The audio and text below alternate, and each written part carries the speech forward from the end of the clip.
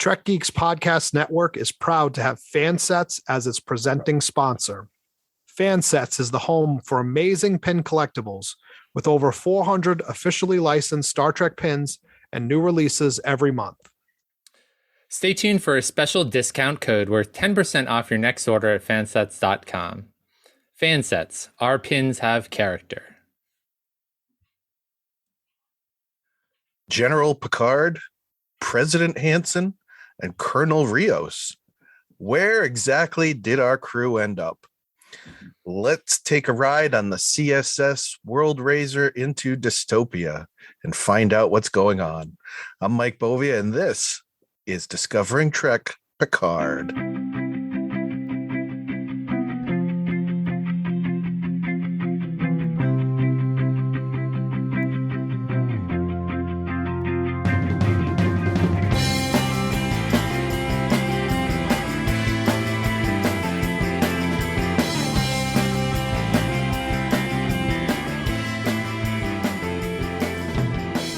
Thanks for joining us on Discovering Trek, the Star Trek Universe Companion, presented by Fansets.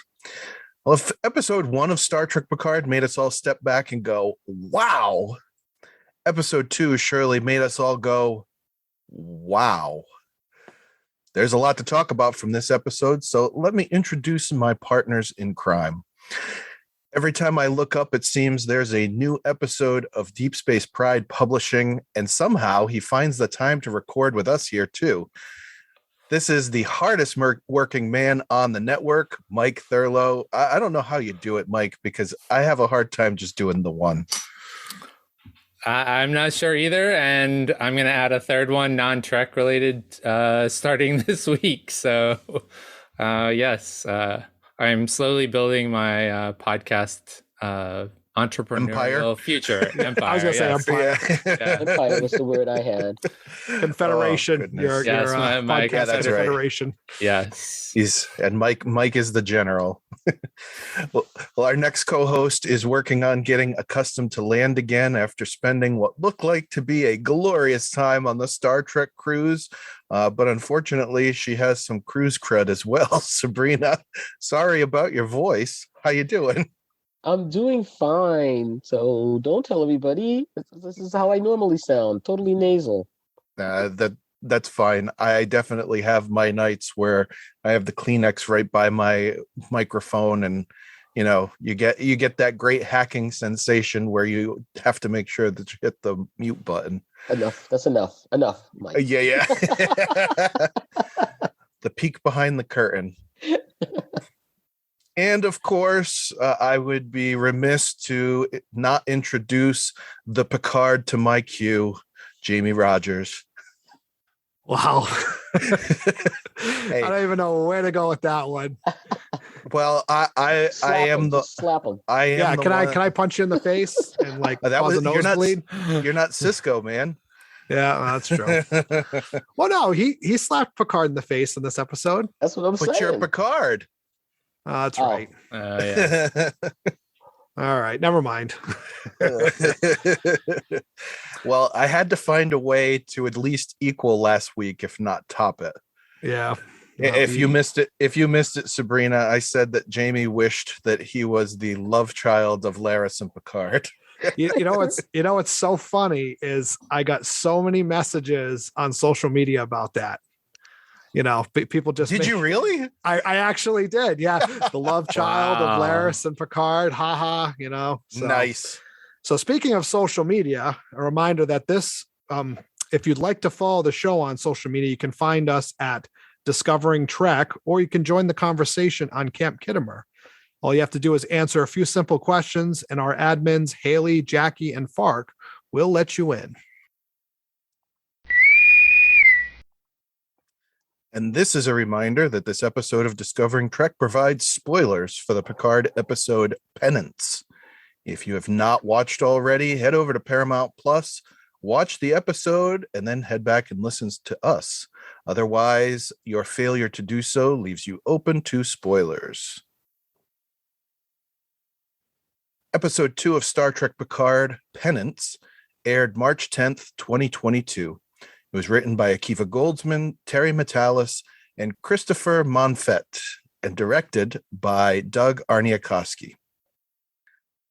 Picard finds himself transported to an alternate timeline in the year 2400, where his longtime nemesis Q has orchestrated one final trial. Picard searches for his trusted crew as he attempts to find the cause of this dystopian future. So, esteemed panel, whoever would like to go first, thumbs up or thumbs down, and why is it that way for you? Well, I'd like to go first. I'm going to say thumbs up.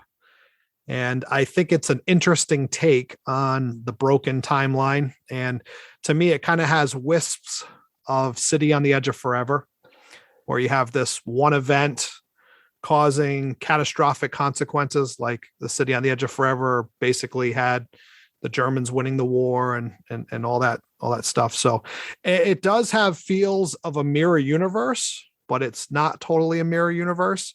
And, I really, when I was watching this episode, I really felt like I was watching the Hunger Games, and it really kind of brought me back, which I love the Hunger Games. Don't get me wrong. And I love those kind of dystopian type movies. So to me, I give it a thumbs up because it was really enjoyable. And I loved all the color patterns and the color schemes, the grays, the darks, the lighting. So to me, it was an overall very enjoyable episode. Okay, Mike, you're next. Because I'm saying so. I was waiting for you to go. I give this 2 big thumbs up. This was a refreshing take on the dystopian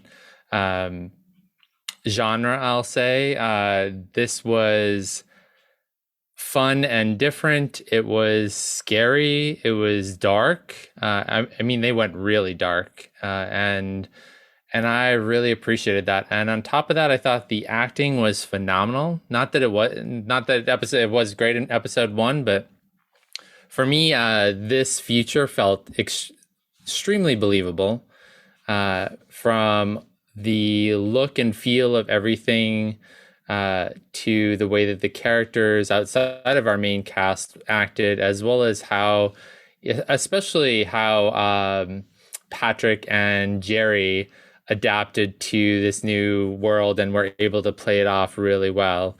I also have to say that I really liked Girardi in this episode, which is saying a huge lot because she's not my favorite character, but I really did enjoy her in this episode. And I am really nervous about what's next. I know obviously this continues, but I'm really wondering how they're going to get out of this. So I'm looking forward to this next episode 3. So I'm in for the journey here. A long haul. Okay, so I guess that just leaves me. I give it a thumbs up, but for different reasons. I mean, I am not a dystopian lover. I'm not that fan, but I like this whole idea of the whole crew of the La Sirena being thrown back, not just one person, and that whole trying to find each other. I thought that was really great when they were realizing that they were all back there together and like what was going on, that they weren't just having some mental breakdown. I find this surprisingly violent, and the original Picard, what I was thinking was going to happen was we were going to have this, the first episode, we had this whole thing about love and what he should have done and all this stuff. And then the next thing I know, we're shooting everybody and wow, everything's popping off. I was like, wait a minute, what about the thread about him never loving anybody? Are we going to go back to that? And there's still more to put down. It's getting very confusing for me because quite frankly, I don't know. The past is bad and the present is bad. So I don't really know why you're going back to fix anything because you're going to die in the present anyway. So what is going on? So I'm just absolutely just like, what? And it looks fantastic, but I'm hoping that these threads I know they're going to make sense. But right now, there's just a lot of stuff just going on. It's just throwing stuff up on that screen, and okay, I'm hoping something sticks. We still haven't even got to Brent Spiner coming in yet. Right. So here's a whole nother layer of stuff that's got to get explained because we keep seeing that little statue of him going around in San Francisco. So something's going to happen. But I'm just getting exhausted with this thing. But I liked it. But I was just kind of, wow, where are we going and why? Why? It's bad both ways. Oh, and I got a question. Oh, I'll leave that for later. I got a head scratcher. Okay. Well, I got to say, I'm thumbs up, kind of for the same reasons as you, Sabrina. I like the fish out of water storyline. Like, this is not what we're accustomed to seeing these characters have to deal with. So from that point of view, I like the problem solving aspect of it between all of them once they're able to link up and they're really working together. I mean, coming from Prodigy, where the whole theme of it is teamwork, getting to see that on an adult show as well is a fun time. But also going back to what you were saying, the love aspect from episode 1, I thought it was nice how right away, like, his first thought was, where is Laris in this timeline? Or what is going on with her? And, unfortunately, he did away with her. But we at least see that this Picard, the one that we are accustomed to, she does have a soft spot in his heart. So I'm sure we'll be examining that further as the season goes on as well. I hope so. Yeah, I know. Library computer, data being received. Okay, so some key points from this episode that stood out to all of you. So let's see, Jamie went first. So Mike, why don't you tackle this one first? The key points and then why they stood out for you. So the first thing I want to call out is just the production values of this episode. The redressing of the chateau, Picard's chateau, with the paintings are amazing. And if you watch the Ready Room, you get a little bit of a deeper dive into that. And I was really excited to see all of that and see the details. I felt like walking into Picard's study was like walking into Lorca's little menagerie on Discovery season 1, with all of the weapons on the wall. While I find I am not a skull person at all, I found those to be really fascinating and really well done. And it really pointed to a gruesome man that the Picard in this universe is. And so that was, very disturbing on multiple levels from who we know. Thankfully, we're not going to meet that particular Picard, hopefully. So that really stuck out to me. The redressing of the Disney Convention Center or concert hall for this episode was also amazing. I loved how dark and dreary the what did they call it? The box or the cube, right? The cube, where basically where they gathered everyone for the eradication day, and the redressing of that set from the previous episode, Starfleet Academy, was just I didn't even recognize it until I watched the Ready Room and saw the two comparisons. So just an amazing work on the production of this. Two other things that I said at the top of the show, I really liked Girardi in this, and I want to stick by that. I felt compassion and empathy for her because of the whole thing about feeling out of place. And I think I'll talk a little bit more about that later in the episode, but I thought that was really kind of a touching character piece for her. And just also the way that she was bubbly again, it felt very Tilly-like, which was another reason why I really liked her this episode. She reminded me a lot of Tilly. And so there was that. And then the other piece that I really liked is the Elnor Raffi. I don't know if it, I guess it's mother son, but it's almost like big sister, little brother. But I really love their relationship and how they look out for each other. They compliment each other. She calls him kiddo and my dear, and just all these terms of an affection.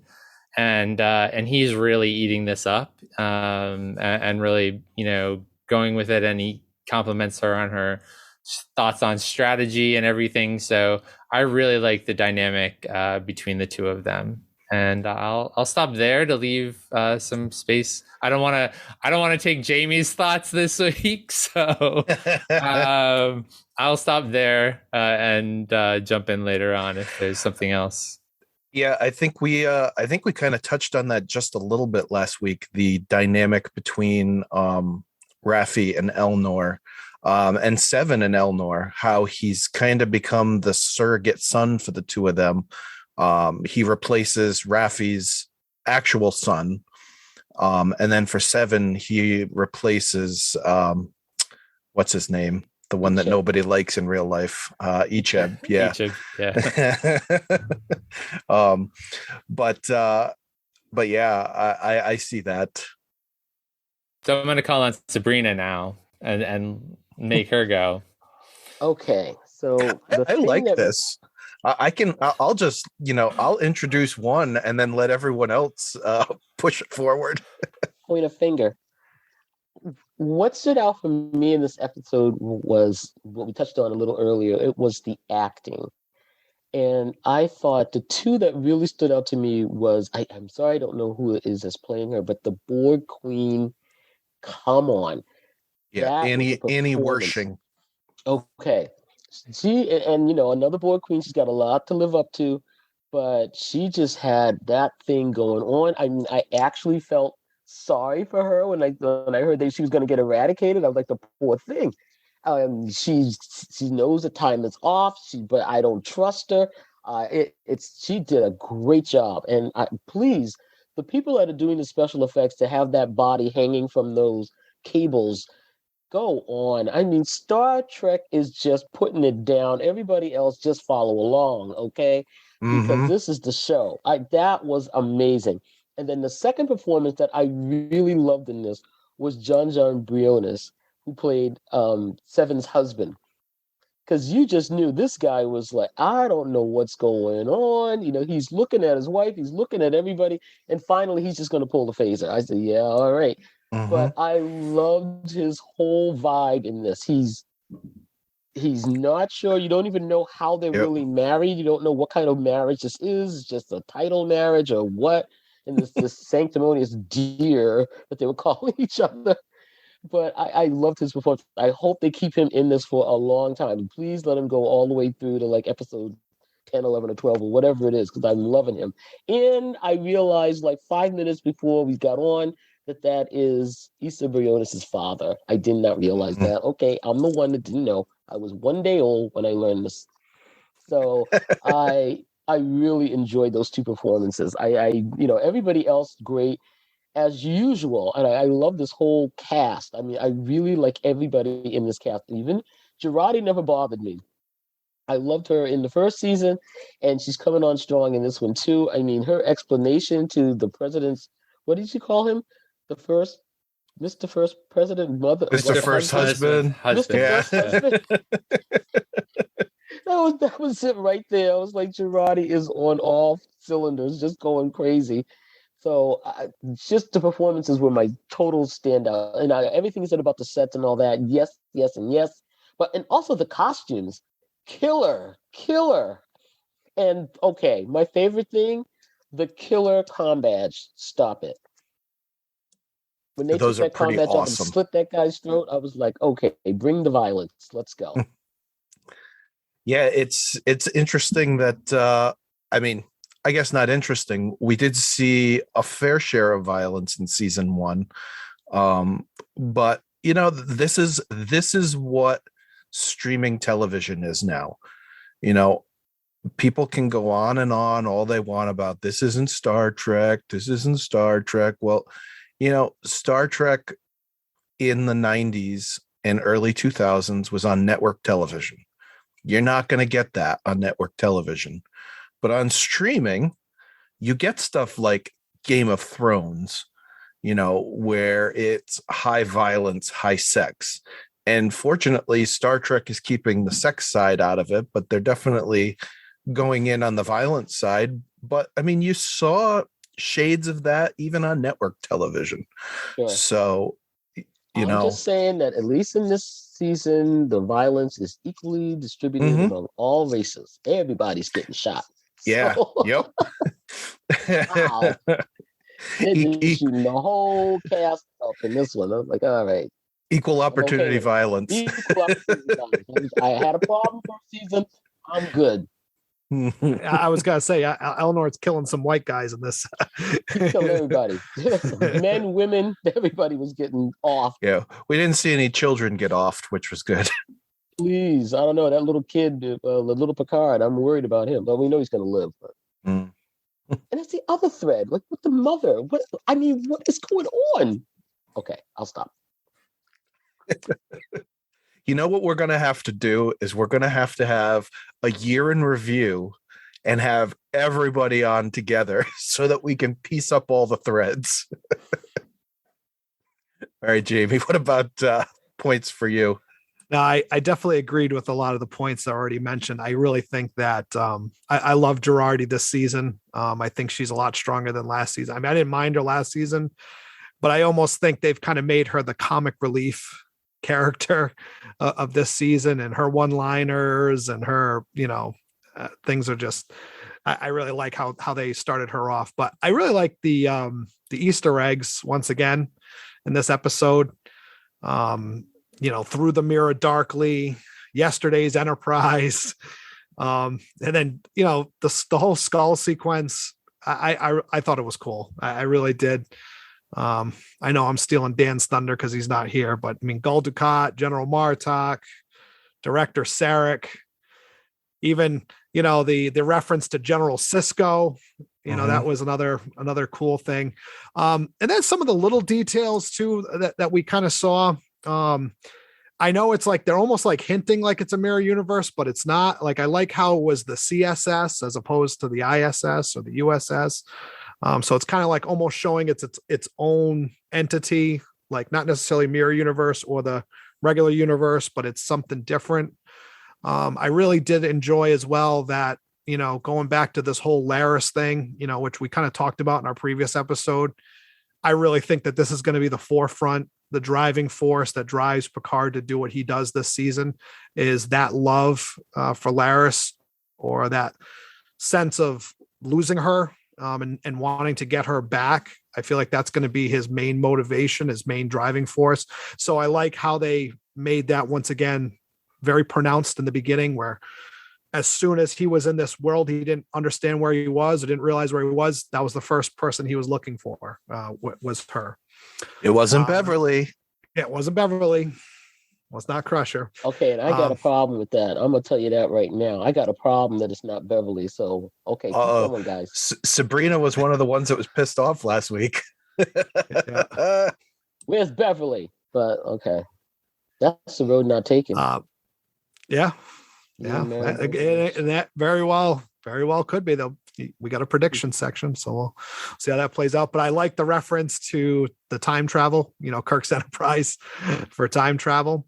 But something else that I saw a lot of comparisons. I know I talked about Hunger Games earlier and the comparison there. And I also talked about City on the Edge of Forever, but I really also saw a lot of comparisons to Tapestry as well. And what I mean by that is when you look, it's everybody else is affected other than the crew of the Stargazer, which really reminded me of Tapestry because it was like Q being involved in something. He's the only one that can kind of create that bubble around a select few individuals. And that's why it's like, I really feel that he's the one that's kind of behind some of this issues with the timeline. Somehow he's making it so that crew of the La Serena, that crew of the Stargazer is not affected by the changes in the timeline. But another thing that I kind of noticed too was I couldn't help but think of Encounter at Farpoint when I was watching this episode. Right in the beginning of Encounter at Farpoint, when Q is basically putting humans on trial and he's saying, humans are a grievously savage child race. I couldn't help but make comparisons to what we're seeing here in this universe, or this alternate take, that maybe this is what Q is implying, that certain things happened in the past and they continued down this path. And this is the exact type of people or type of human race that Q is describing. So I really was like putting myself back in Encounter at Farpoint when I was watching this episode. That is deep. I did not pick up on that, but I like that. That's an awesome point. One other thing. One more. Did anyone notice the Adam Soong statue prior to the Eradication Day ceremony? Yes. I mentioned it. Yes. Oh, you did? Okay. Sorry. I missed that. But him uttering the words, "A safe galaxy is a human galaxy." I thought that was really cool. So. Yeah, no, I totally missed that. So. Well, I didn't mention what he was saying. I just mentioned that the statue was there and we needed that thread still hasn't been unraveled for us yet. Right. You got to really look closely to see that. So yeah, the astute observers will pick up on that. And you're right. Jamie.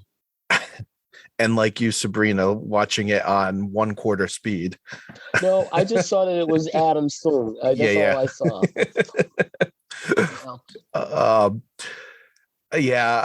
I think that deep thread there is really cool. I thought this was interesting in the fact that Picard is essentially depicted here as a warlord, and that is not something that we would ever associate with him. So this, like Jamie said, this is kind of gives you the shades of what a mirror universe would be. But as we go on in the episode, we find that it's just they figure out it's a divergence in time. It's not actually it's not an alternate universe. It's something was changed in their past that affected their future. And so now they've got to figure it out. There's another Picard somewhere in their universe, Right. But what's weird, and like Subrina said too, it's like, where does his mother fit into all this? Because it's almost like the easy answer would be he lost his mother at a young age, and that's what caused, him to be this warlord type person. But it's, all signs are saying that's not what happened. Right. That he's a product of his environment. Yeah. Depends on who was dragging her away. Right. Yes, I will mention for Dan that he is extremely hopeful that Eagle Moss and or Fansets produces some kind of set of skulls of these evil emperors. That would be cool. That is what he was hoping for. Jamie mentioned the General Sisko call out vocally. So I cannot take credit for this. I saw it. It might have been on Trek Core, on Seven's desk there. You see General Miles O'Brien is referenced, as is Lieutenant Colonel Tasha Yar, as leaders in this confederation. I really was interested, like you, Mike, in the Jurati connection and how the Borg Queen keeps like looking at her, and what did she call her? A delicate teacup, something like that. Yes. Yeah. So that is going to be really interesting how that plays out. And, Jamie brought up about how she's almost playing the role of what Tilly was on Discovery now. But at the same time, you see that she's been a loner her whole life. She referenced it a little bit in the first episode. Her relationships hardly last at all. So I think we're going to see a whole lot more of her. And unfortunately, what this connection to the Borg Queen is. Yeah, she's the one. The Borg Queen is the one that calls her out and says, "You are out of place in any universe," or something to that effect. Essentially, right. You feel out of place. Yeah. And also, that same thing, Rios and her go at it while she's trying to fix the communicator and get them all out of there. They're going back and forth like a old married couple having at each other, which I thought was it was good really stuff. Yeah, it was good stuff. So the only other thing, well, I thought it was funny how when Picard mentions to Raffi that Seven is now the president, she makes the comment, "Oh, she's going to wear that one gracefully." That's totally the thing that a spouse and or significant other would say about the other if they got placed in a position such as that.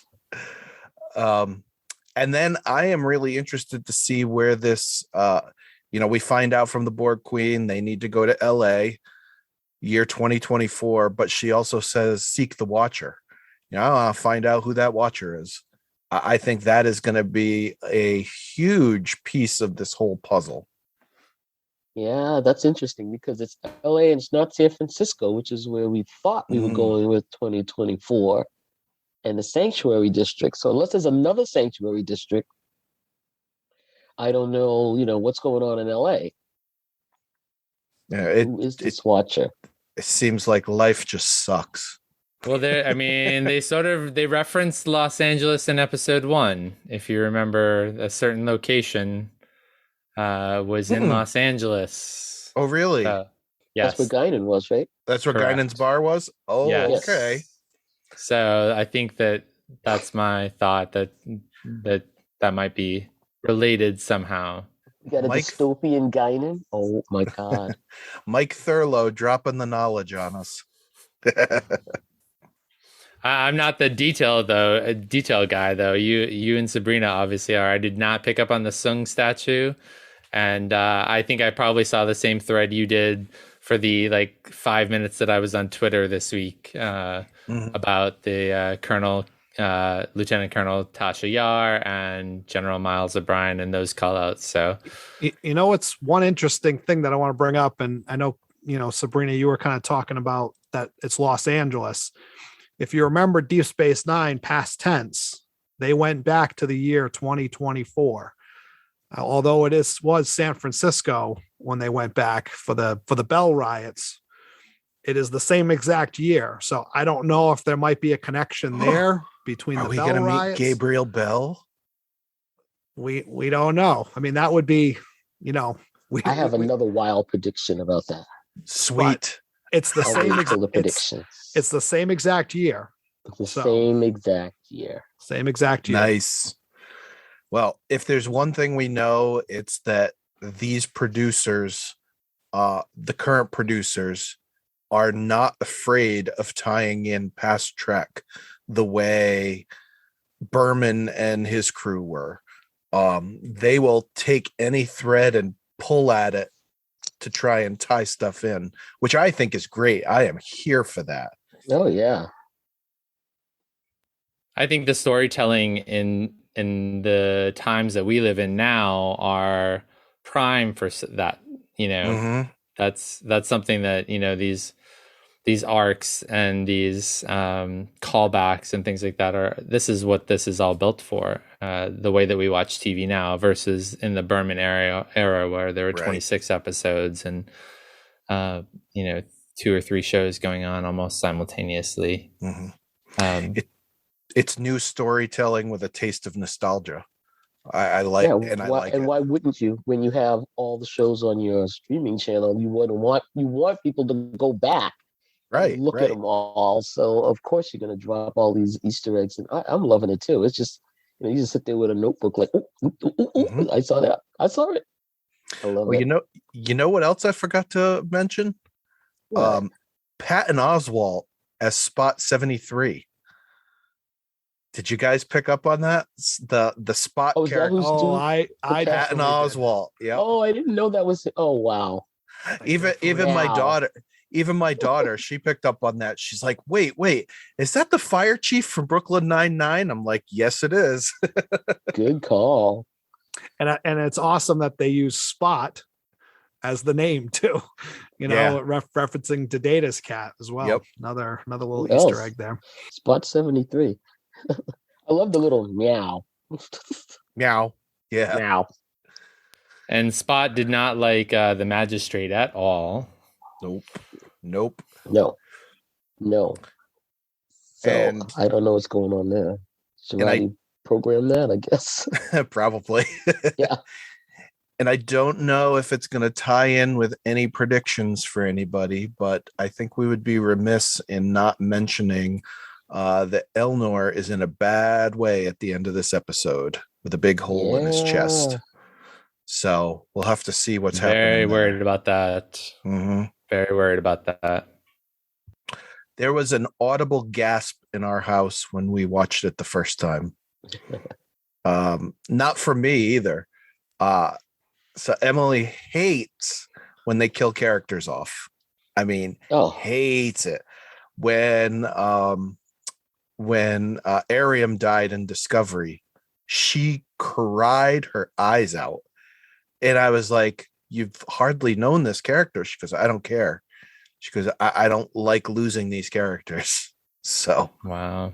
The thing is, like, obviously, I'm bummed about Elnor as well, but there's a part of me that in the back of my mind is like, we're dealing with a time travel, right, fixing the past type thing. So to me, it's like, it's going to be easy for them to kill him off and then let's just hit the reset button. Right. Exactly. He's good, Yep. And so like, there's a part of me that's like, that's all that's going to happen at the end of this season.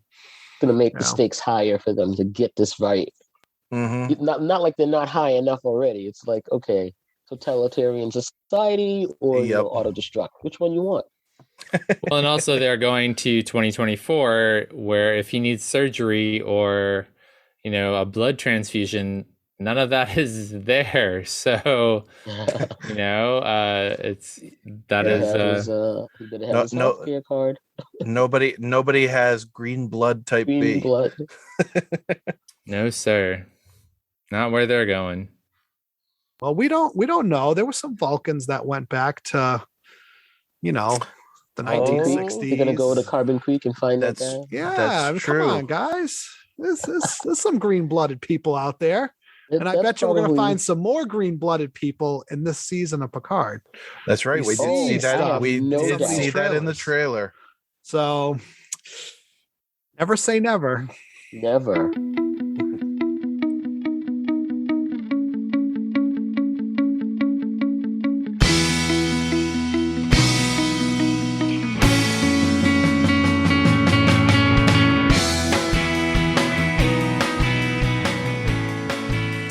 We'd like to take a moment to talk about Fansets, the presenting sponsor of the Trek Geeks Podcast Network.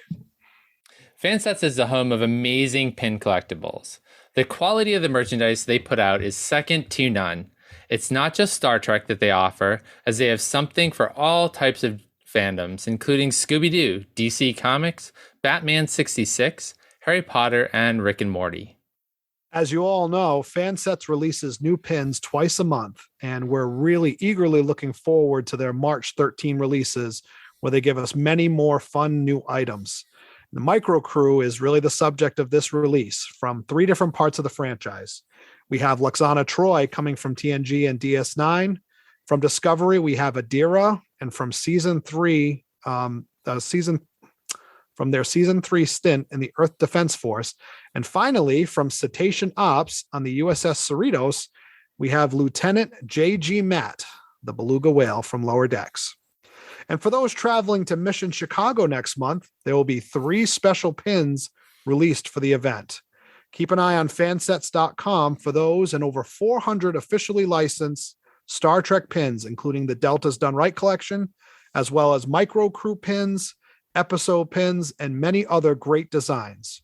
So please go to fansets.com and put a whole bunch of pins in your cart. As a listener to the show, you can receive 10% off your next order from Fansets by using the code Discovering Trek at checkout. And remember that you receive free shipping in the U.S. on orders of $30 or more. Fansets. Our pins have character.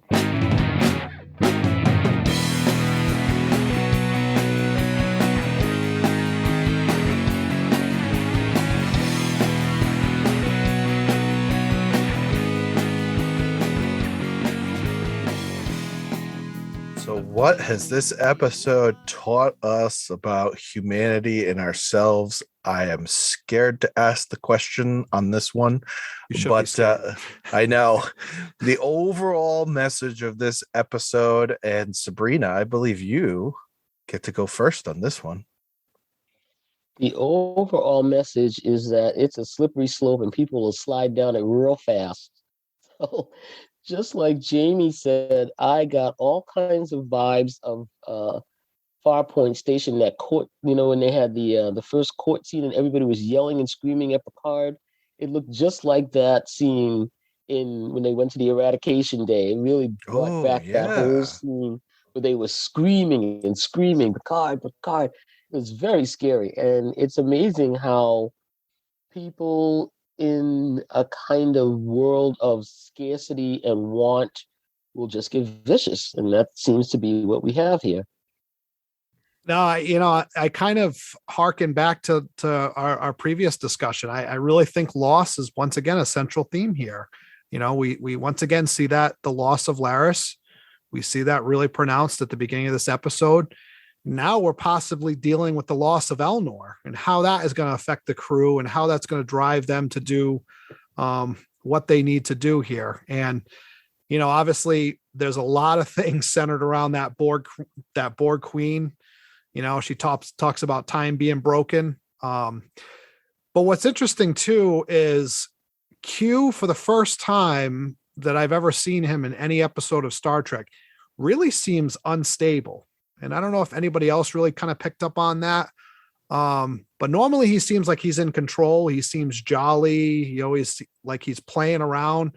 But for some reason, this time around, he seems angry and he seems like he's emotionally unstable with everything that's going on. So I don't know how this little fissure in time is affecting him and the Q continuum, but we don't know. But that was something that's really kind of sticking out to me too, is that he's really affected by what's going on here.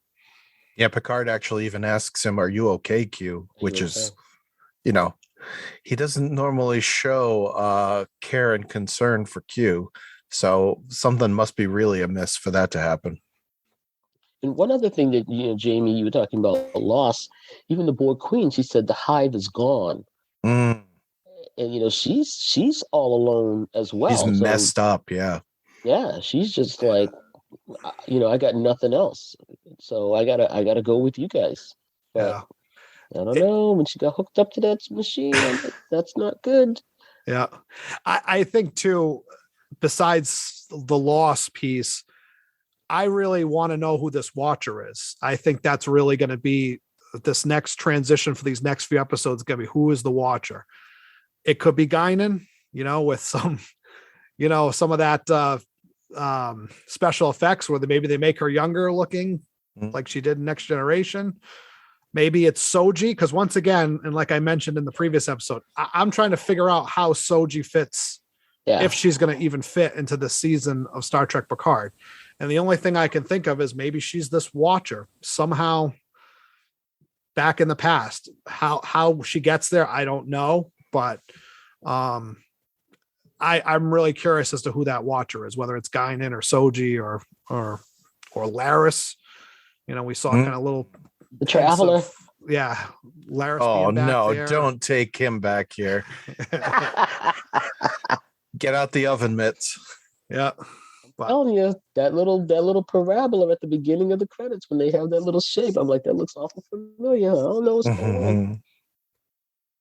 No. Sabrina, I was wondering about that too. I was noticing that in this week's opening credits, and that parabola does turn into an hourglass, and inside of the hourglass, I don't know if you see the echoes of the Borg Queen. which I hadn't noticed until today, actually, when I watched, or maybe earlier this week when I watched it for the second time. But now I'm going to have to watch it. But the before, just before that, though, this little thing, this like let's just call it, for lack of a better word, a ship, like with these lines coming out of it, heading towards this, like this parabola, this bubble, whatever. That is really interesting, and we know that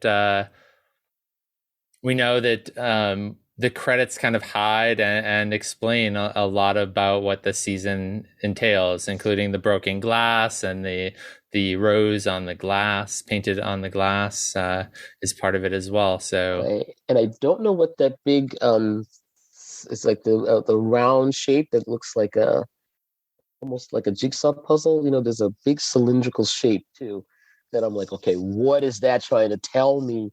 Because it's major. I'll watch it again. There's a shape that comes up, and it's sort of like I can't place where I've seen this before, but well, I think you're talking about the dodecahedrons that split into two. That's from the first season. That recommend dodecahedrons. What? I recognize that. You just dropped some knowledge on us. I don't know where I pulled that from, but we'll call it recesses. Deep in the recesses.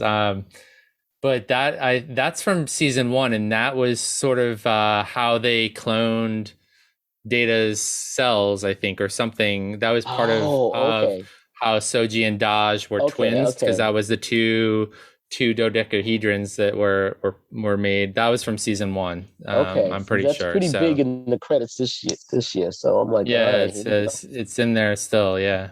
So I have two. Yeah, they do.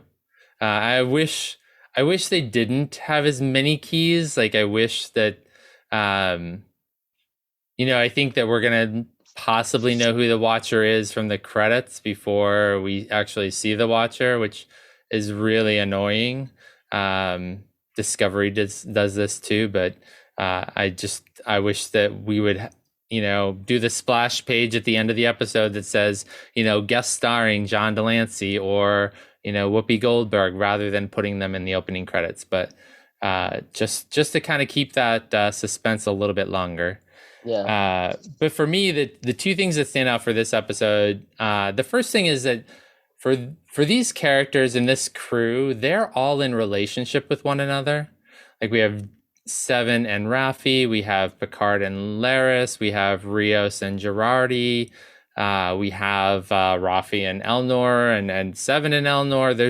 This cast is just really tightly related and in relationship with one another, and I think that really stands out to me, different from Discovery, even different from Lower Decks and Prodigy.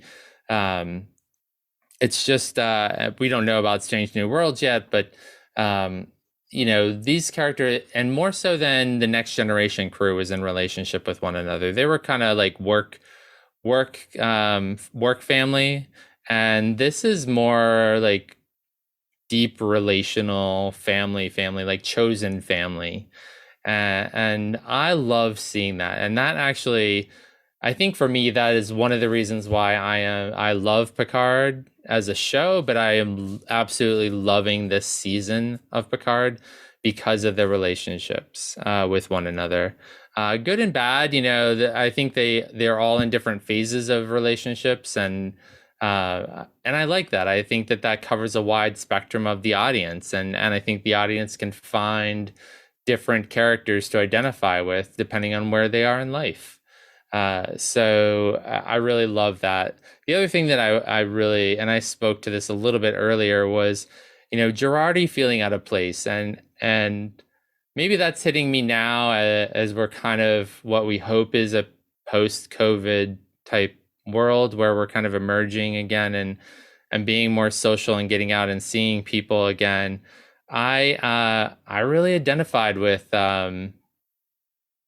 Girardi and just feeling somewhat out of place, and I actually know that a lot of people do. It's hard to find you're different than when you went into this, and we're all different coming out of this. And I think that, and I certainly am as well. And I'm much more insular. I'm much more like a homebody. I'm, Dennis and Hamish are my family, and I don't reach out quite as much. And I guess I'm really seeing that in Girardi, and kind of feeling out of place when you're with in other realms and other groups. And I really appreciate that. I think that is something that probably a lot of people can identify with right now, just feeling out of place. And so I'm really also liking that. And I think that the writers are doing such a great job about creating identifiable character traits that we can really latch on to and love these characters for. So I'm really enjoying that piece of it more than, even more than the all the Easter eggs and things. Like I actually got really emotional and excited, like just really, I don't know, just warm and fuzzy when Rafi calls Elnor kiddo and things like terms of endearment like that just made me warm and fuzzy versus seeing the Easter eggs. Like I loved the new painting of the Enterprise D, but it's not the Enterprise D, the whatever it is, the World Razor. But I just really, I don't know, I totally lost the train on that. But anyway, my thoughts have left me. Sorry, man. No, totally. No, I think I lost it as you were saying that. But anyway, so yeah, that's what I think this episode speaks to me about. Well, I'm going a lot darker. Sorry.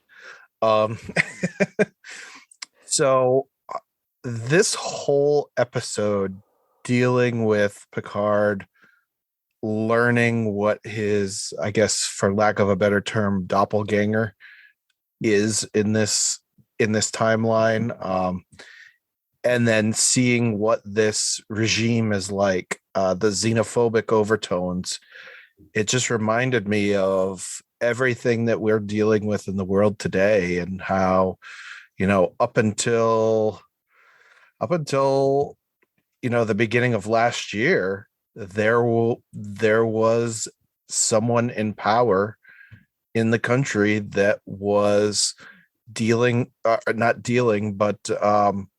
was putting out some of those same overtones just by the company that he kept. And it is a very interesting parallel. And this I only picked up on as we were all sitting here talking, that the Confederation of Planets is very much like the Confederate States of America from the Civil War.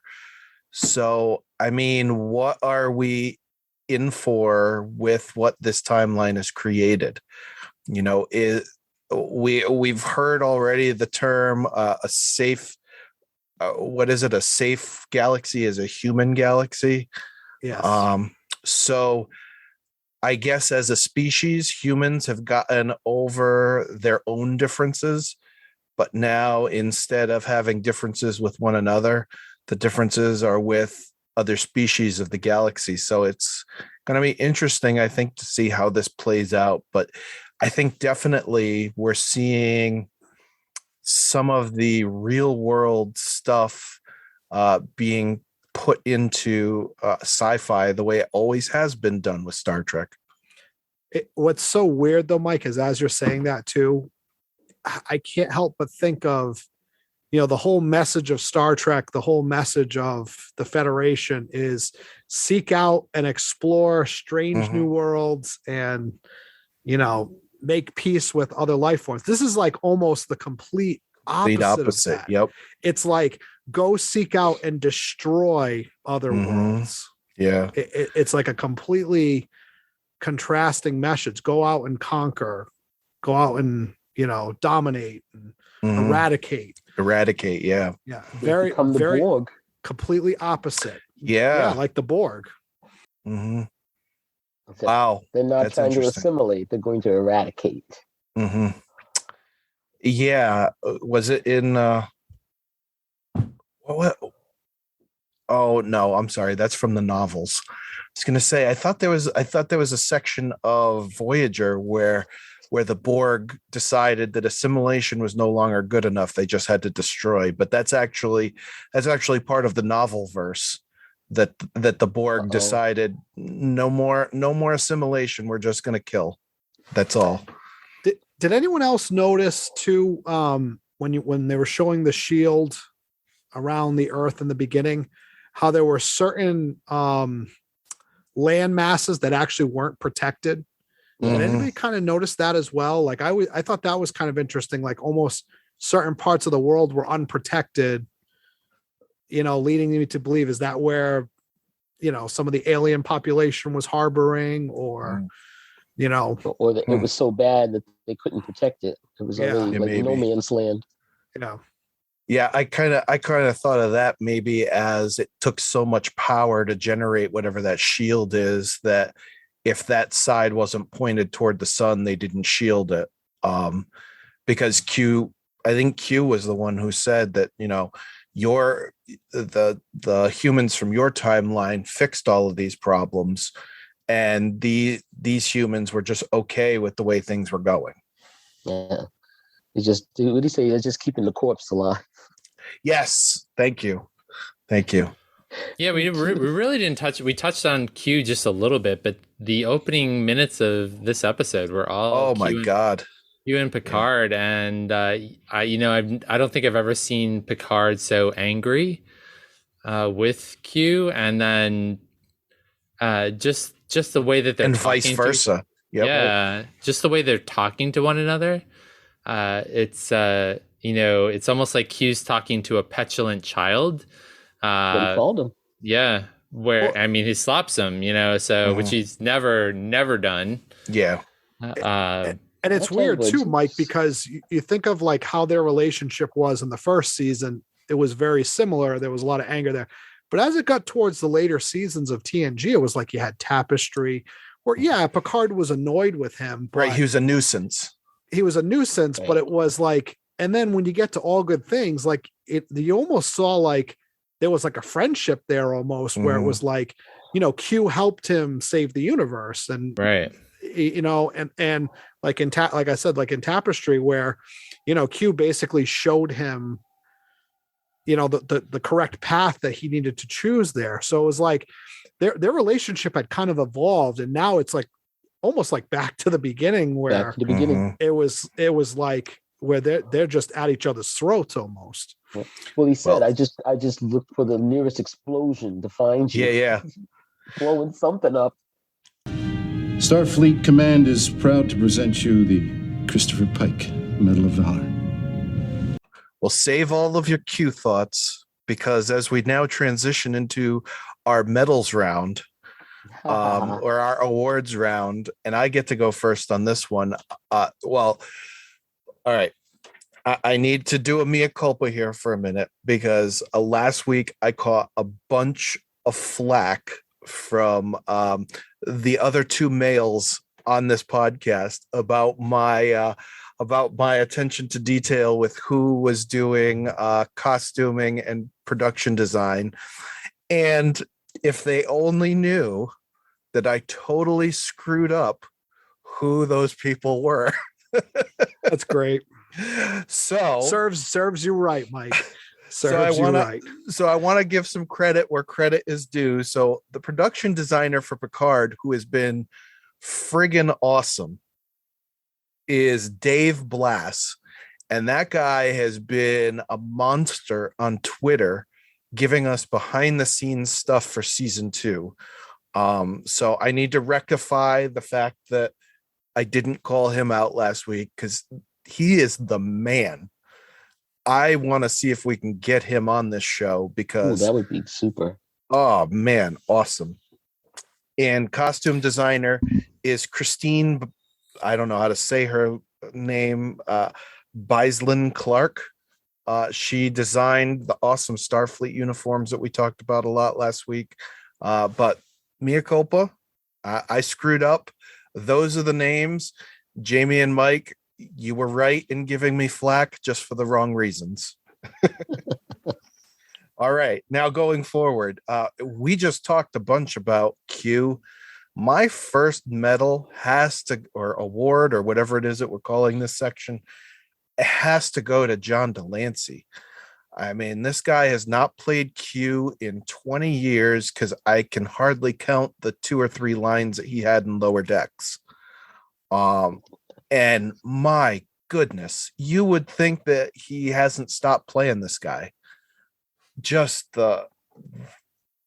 was so on point with, like we just were talking about, the back and forth with Picard. It was like they had never stopped. It was like it was 1994 again, except they were both a whole lot older. Just totally like out of this world. And I'm gonna do a little bit of name dropping, a little bit of dropping. But one of the things when I got to do the press junket for Picard, I got to ask a question to John Delancey, and I asked him, was it hard getting back into character after 20 years? And one of the things that he said was it was almost too easy. It was like putting on that old comfy blanket. Like it just came right back to him. He said, the snap of the fingers was something that he had come up with because that was how he would get his kids' attention back in the day. So he's like, it just came right back to me. So great. So happy that he's back playing this character because, like we just talked about, he hit it out of the park in this episode. My second award goes to Annie Wershing, the Borg Queen. We talked about her a little bit. Her portrayal, man, I have these words written down here. She was chillingly elegant.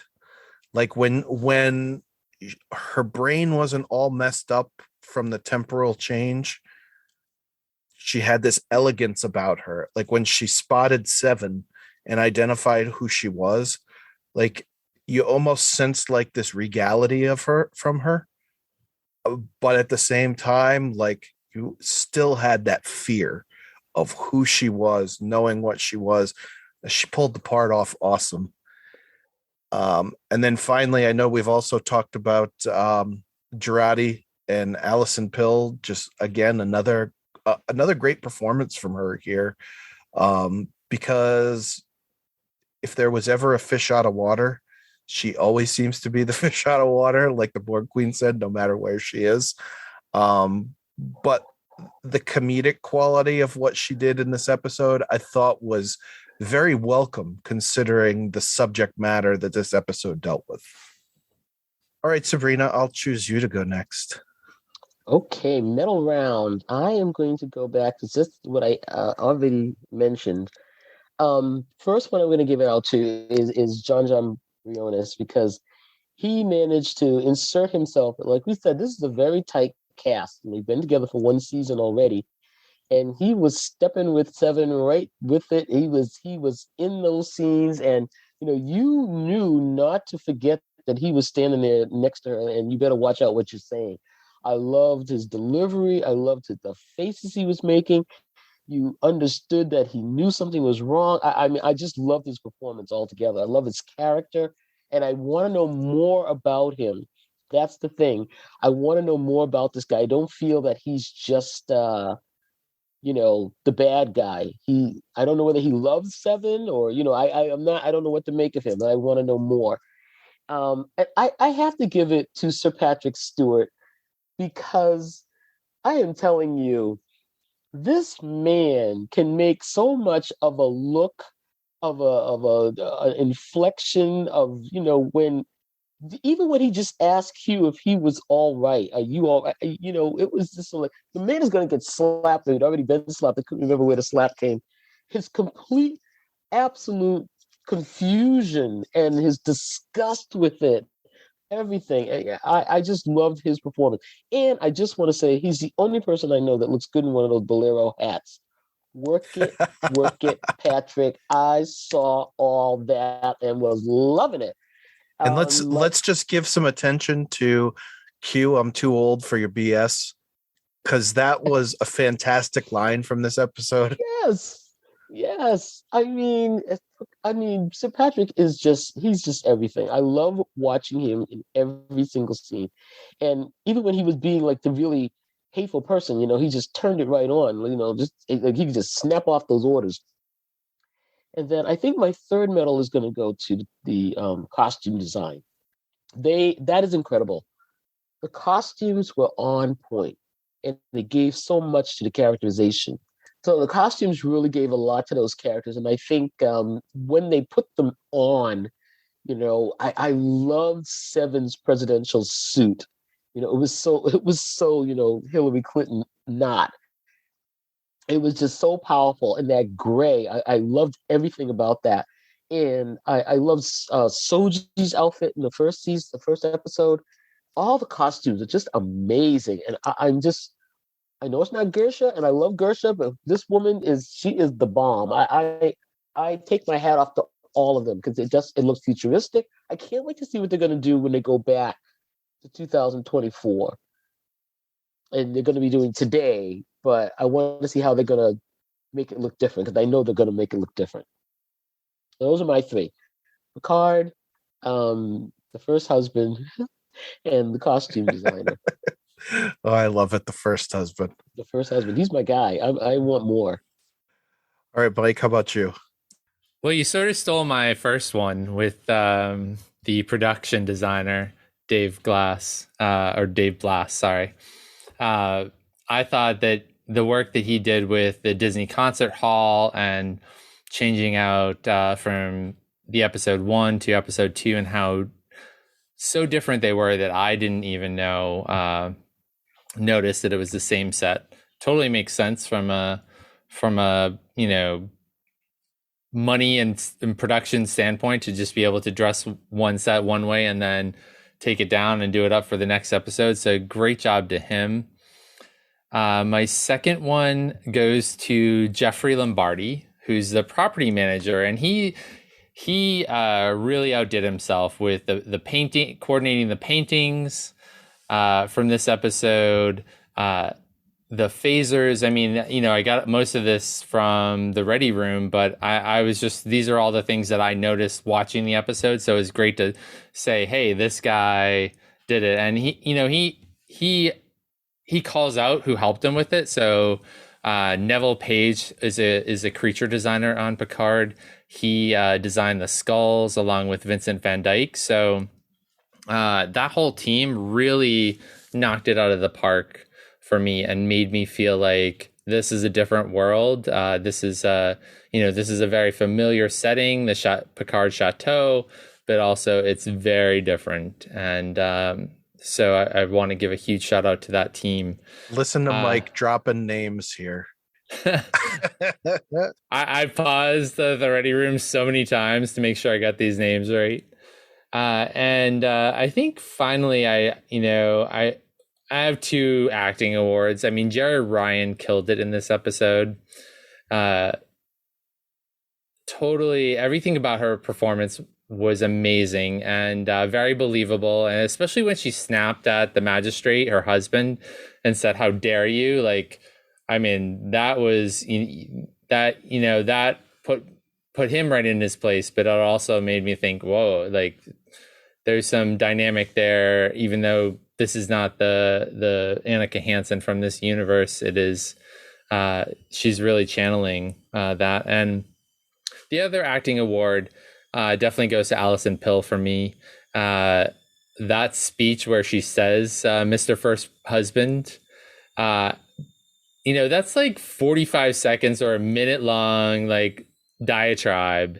And, I don't know how many takes she took to do it, but it is a work of art to tell that, to make up that story and do all those laughs and, Annika 7-shot Hansen and all of these things, just, riffing on that. And then she ends it. Gosh, how did she end it? I forget. And As You Were.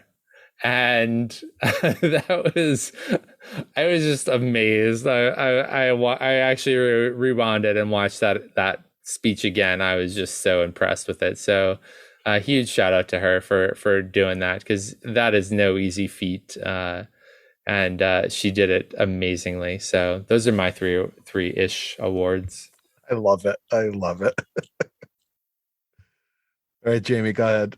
The joys of going last. Everything's taken. No, I was gonna say, I love the costume design and set design as well. Especially for this mirror-ish type, setting here. But I want to give a special shout out to the lighting director as well. Don't know his name, but just how they lit the episode. And Boo, doesn't know his name. Oh my goodness. Mike, you gotta train him how to do homework. Well, at least I'm not saying the wrong name. So I mean, nice, good one, Jamie. It's better. It's better to not know the name than to say the wrong name. That's ouch. So special out to the lighting director.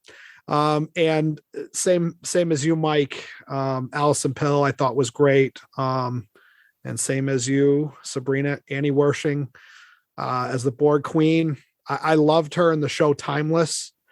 And I just think that she's incredible in this show as well. Just how she can, I think she's a phenomenal actress. So shout out to her.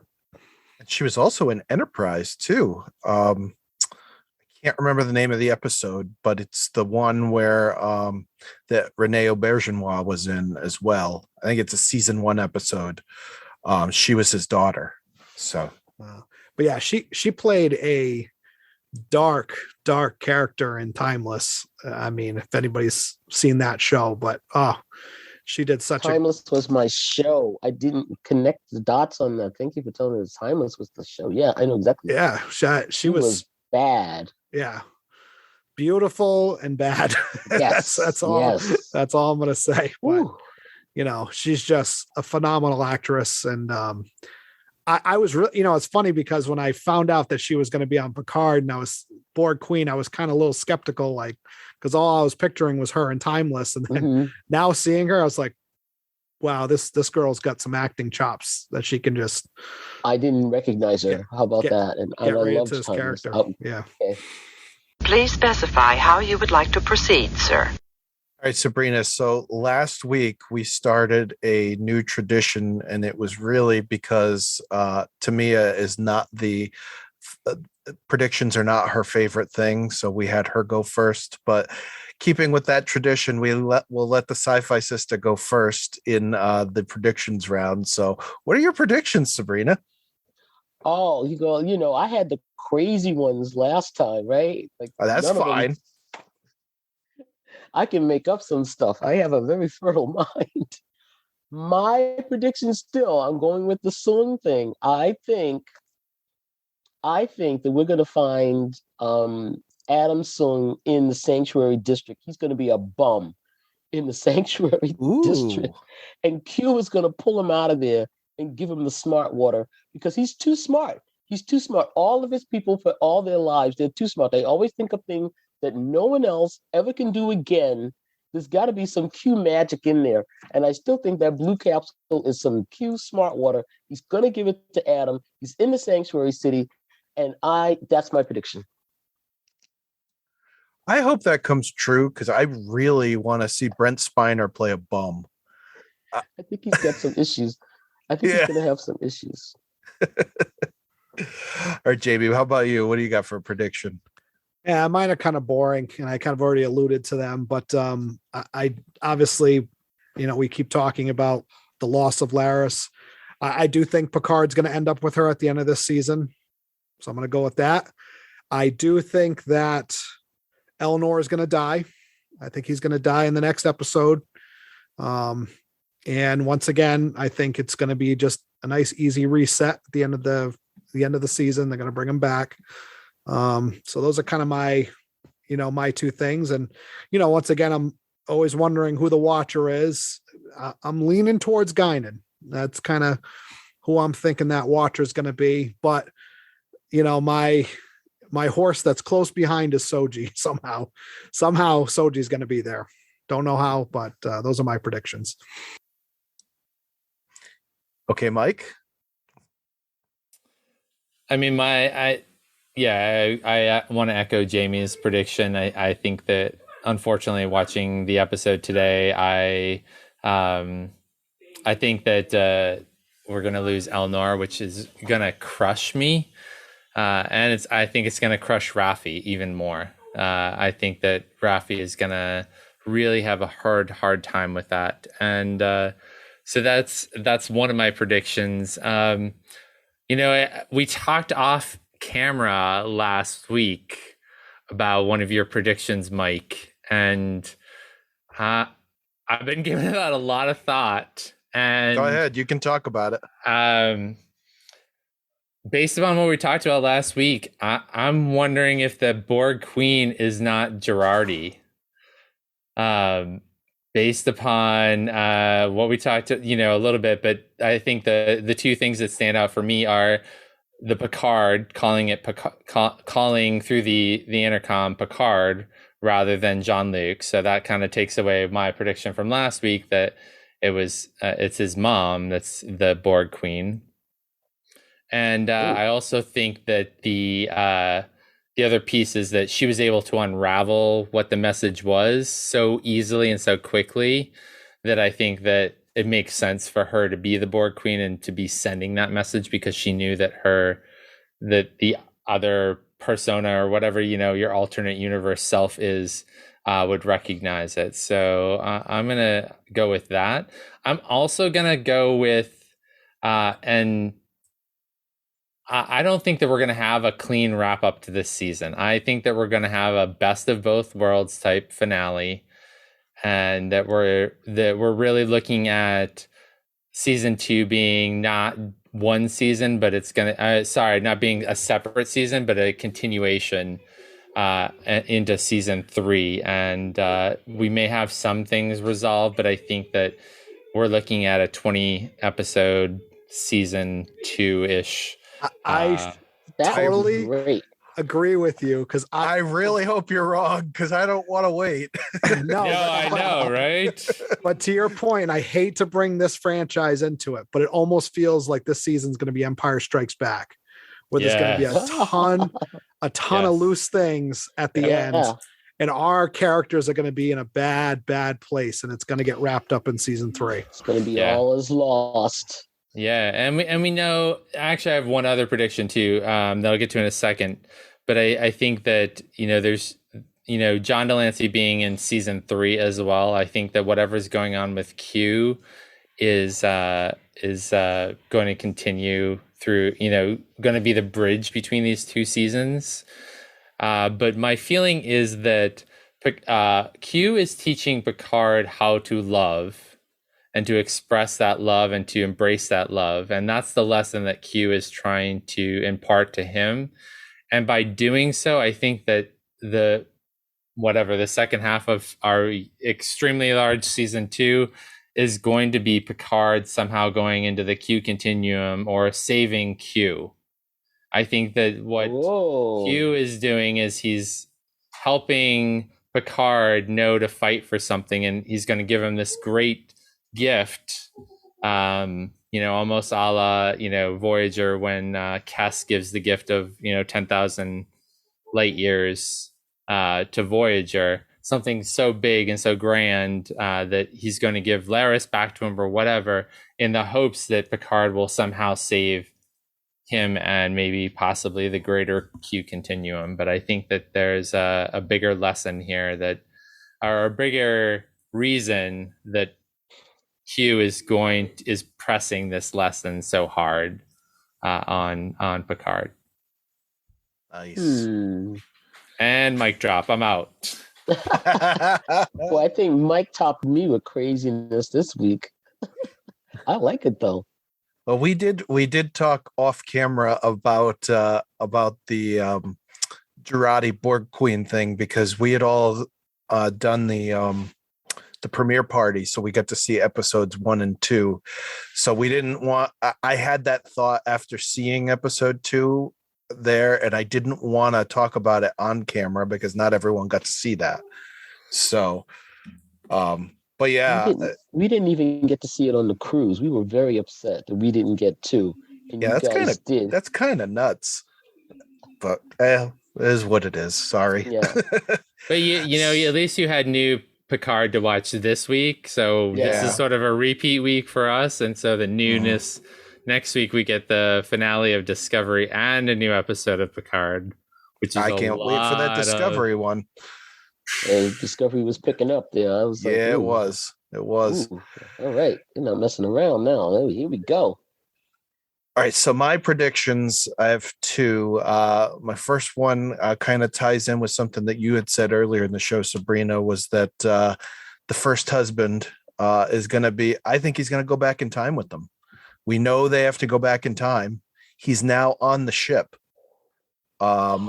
I think he's going to end up with them somehow. I have no basis for that except that they need to go back in time and he's on the ship. He's stuck. So that's thought number one. Number two actually kind of correlates with what everyone was just talking about with this season 2, season 3 connection. And I wasn't thinking of it in this way, but maybe it is. You know, I was thinking about how Back to the Future 2 was, where there was that one thing that happened where old Biff brought the sports almanac back to himself and it created that alternate timeline. And they had to go back and fix it because the real timeline that they had gone back to was all screwed up. Mm-hmm. I kind of feel like that's a little bit of what's happening here. And they got to go back in time to try and fix it. And I think that they fix it. They go back to their time and something is still screwed up and they have to double back. Oh, I bet I am 1,000% off, but so almost like Tim Burton's Planet of the Apes, where yeah, he goes back and you know, Abraham Lincoln's an ape. Right. And there's no resolution. Really wrong. Damn dirty apes. That would be a good way to end season 2. Oh yeah. You know, they go back and there's something totally egregious wrong with. Oh. Well, I guess we will. Oh, go ahead. No, I said we have to remember that they don't have all this. Mars never happened in this one. Yeah. In this timeline, so all the Harveys are there. So I know something's going to happen with that too. So how could Soji be? Maybe she was the first Zoom type android. I'm telling you, it's that smart water. Yeah. It's coming up. It's coming up. Well, I guess we will all figure this out because next week, after beaming to the La Sirena with the Borg Queen, the crew needs to figure out how to get to Los Angeles 2024 and how are they going to find out who the Watcher is. Episode 3 is entitled Assimilation, and we'll be covering it here for you on Discovering Trek Picard. And don't forget that you can support Discovering Trek and the Trek Geeks Podcast Network by subscribing to bonus content on Patreon. Get access to unedited audio of all our podcasts and a lot of other awesome perks. So if you'd like to support this and the other member podcasts of the Trek Geeks Podcast Network, beam on over to patreon.com/TrekGeeks, where subscriptions start as low as $2 a month. For more great Star Trek discussion, check out the aforementioned member podcasts on the network. In addition to Discovering Trek, there is Trek Geeks, the original, Rewind, Politirex, 5-Year Mission, Deep Space Pride, Drawn to Trek, Infinite Trek, The Divine Treasury, Sci-Fi Sisters, Science Station 2, and With the First Link. You can find all these shows and where to listen on trekgeeks.com/listen or by downloading the Trek Geeks mobile app. The Trek Geeks Podcast Network. No one talks Trek like we do. So what's going to happen with Elnor? Who's the Watcher? And what's going to happen now that the Borg Queen is on board? Well, we have all of that to look forward to, but don't you worry. we will be covering it here. So make sure you tune back in next week. To close, I'm going to quote Jean-Luc Picard from the episode Broken Pieces. The past is written, but the future is left for us to write. Until next time, never stop discovering. Music for Discovering Trek is provided by 5 Year Mission. They're writing an original song for each episode of Star Trek. Hear more of their music at 5yearmission.net. Discovering Trek is a production of Coconut Media Works. Executive producers Bill Smith and Dan Davidson. For more great Star Trek discussion, discover the other shows of the Trek Geeks Podcast Network at trekgeeks.com or find us in Apple Podcasts, Spotify, or your favorite podcast app.